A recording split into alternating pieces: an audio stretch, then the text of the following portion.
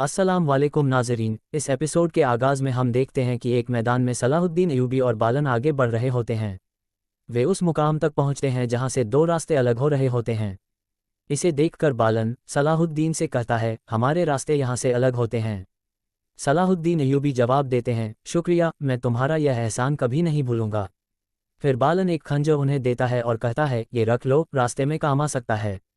खंजर को देखते हुए सलाहुद्दीन अय्यूबी कहते हैं, लोग अलविदा कहते हैं, लेकिन जुदाई का वक्त तकदीर तय करती है। हम दोबारा मिल सकते हैं, कौन जानता है। बालन मुस्कराकर कहता है, हो सकता है, फिर तुम मुझे मछली के पेट से निकालो। दोनों हाथ मिलाते हैं और अलग हो जाते हैं। इसी दौरान कुछ नकाबपोश रस्सियां लेकर छिपे होते हैं। जैसे ही सलाहुद्दीन उनके पास से गुजरते हैं, एक नकाबपोश उन पर रस्सी फेंककर उन्हें कैद कर लेता है। दूसरी तरफ बालन के साथ भी यही होता है। दोनों बचने की पूरी कोशिश करते हैं लेकिन नाकाम रहते हैं। जल्द ही उन पर तलवारें तान दी जाती हैं और दोनों को पकड़कर एक जगह ला दिया जाता है। बुलंदी पर खड़ा ताजिर का सिपाही कहता है, हम तुम्हें जिंदा चाहते हैं, अपनी किस्मत को मत आजमाओ। फिर ताजिर से पूछता है, क्या हमने किसी को खोया है। ताजिर कहता है, हमारे पास एक फालतू घोड़ा है। बालन की तलवार देखकर वह कहता है, लगता है इसे लड़ने की महारत भी है। सिपाही तलवार ताजिर को देता है। ताजिर तलवार देखते हुए कहता है, खास टुकड़ा। बालन गुस्से में कहता है, जब मैं तुम्हें पकड़ूंगा तो तुम्हारे टुकड़े टुकड़े करने के लिए एक खास टुकड़ा होगा। सलाहुद्दीन अय्यूबी ताजिर से पूछते हैं, तुम कौन हो और हमसे क्या चाहते हो। ताजिर कहता है, मैं सिर्फ तुम्हें चाहता हूँ। फिर अपने सिपाहियों से कहता है, इन्हें ले आओ। काफ़ी देर चलने के बाद उन्हें पिंजरे तक लाया जाता है। ताजिर कहता है, तुम्हें बहुत मारा गया, लेकिन अब तुम्हारे पास एक मेहरबान मालिक है। मैं तुम्हें लड़ाई से अच्छा महसूस करवाऊंगा। सलाहुद्दीन पूछते हैं, किस लड़ाई की बात कर रहे हो। ताजिर बताता है, तुम मिस्र में जरखेज़ की दावत के दौरान लड़ने जा रहे हो। बालन कहता है, तुम्हारी किस्मत अब चमक जाएगी। मैं तुम जैसे खून चूसने वालों को जानता हूँ। ताजिर कहता है, मेरे साथ नाइंसाफ़ी मत करो। लोग हैरतअंगेज़ चीज़ें नहीं देखते, लेकिन जब दो मुर्ग आपस में लड़ते हैं तो उन्हें मज़ा आता है, और मैं उन्हें वही दूंगा। सलाहुद्दीन कहते हैं, तुम नहीं जानते कि हमें कैद करके तुम मुसीबत में पड़ गए हो। ताजिर पूछता है, क्या तुम इतने अहम शख्स हो। फिर तलवार की तरफ देखता है। बालन उससे कहता है, तलवार मुझे दे दो। ताजिर पूछता है, एक मुसलमान और एक ईसाई जंगजू साथ क्यों हैं। किसके सिपाही हो। बालन कहता है, हम न सिपाही हैं न जंगजू, बस मेरी तलवार लौटा दो। ताजिर का सिपाही बालन का डिब्बा खोलता है और उसमें से हार निकालकर उसके गले में पहना देता है। बालन कहता है, अगर तुम पैसे चाहते हो तो तलवार बेच दो, मैं 3 गुना दाम दूंगा। ताजिर जवाब देता है, तुम और तलवार दोनों मेरे हाथ में हो। दूर से एक सिपाही चुपके से ये सब देख रहा होता है।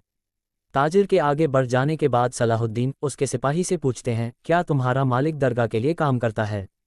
सिपाही कहता है, उस सांप का जिक्र भी मत करना। मिस्र में उसने सबको अपने काबू में कर लिया है। नूरुद्दीन जंगी ने मदद नहीं भेजी और नाकाम रहा। दरगाह और वो सब एक जैसे हैं। दरअसल दरगाह हवार से मुख्तलिफ नहीं है। वह तख्त पर है क्योंकि बादशाह ईर उसकी हिमायत करता है। सलाहुद्दीन पूछते हैं, इमले कौन है। सिपाही कहता है, तुम दुनिया के बारे में कुछ नहीं जानते, और चला जाता है। सलाहुद्दीन बालन से कहते हैं, इमले ने अपनी बहन को कत्ल कर दिया और तख्त पर बैठ गया। वह यरूशलेम का नया बादशाह है। अगले ही पल उन्हें पिंजरे में डाल दिया जाता है। इसके बाद हम देखते हैं कि कारा के सामने पहाड़ी पर शहवार बैठा होता है। उसका बेटा आता है और कहता है, बाबा, दरगाह कोई कमी नहीं छोड़ रहा, दावत की ज़बरदस्त तैयारी कर रहा है। शहवार गुस्से से कहता है, गद्दार सोचता है कि वह इस तरह अपनी शोहरत बहाल कर लेगा, लेकिन मैं उसकी दुनिया बर्बाद कर दूंगा। मदद के लिए कोई नहीं आ रहा, हम अकेले हैं। उसी समय बेटे की नज़र एक बड़े घुड़सवार काफिले पर पड़ती है, जिसका नेतृत्व शेर कर रहा होता है। बेटा कहता है, बाबा, बहुत बड़ी तादाद में घुड़सवार आ रहे हैं। शहवार खुश होकर कहता है, काजी फाजिल, मिस्र की लोमड़ी सुल्तान नूरुद्दीन जंगी को कायल करने में कामयाब हो गया। वह बेटे से कहता है, इन सभी के साथ इज्जत से पेश आना, क्योंकि ये फौज मुझे मिस्र में तख्त पर बैठने में मदद करेगी। दूसरी तरफ ताजिर सलाहुद्दीन अय्यूबी बालन और बाकी गुलामों को लेकर आगे बढ़ रहा होता है। तभी कारतेगन के सिपाही उन्हें घेर लेते हैं और कहते हैं, हम सिर्फ इस आदमी को लेने आए हैं। उसने हमारे कबीले पर हमला किया और खून बहाया। ये हमें दे दो। ताजिर कहता है, यह मेरा है और मैं इसे नहीं दूंगा। सिपाही जवाब देता है, तो हम इसे खुद ले लेंगे। लड़ाई शुरू हो जाती है। ताजिर के सिपाही बढ़त हासिल कर लेते हैं। मौका देखकर सलाहुद्दीन कहते हैं, मेरे हाथ खोलो और तलवार दो। ताजिर कहता है, इसकी ज़रूरत नहीं, बस नज़ारा देखो। फिर वह खुद लड़ाई में कूद पड़ता है।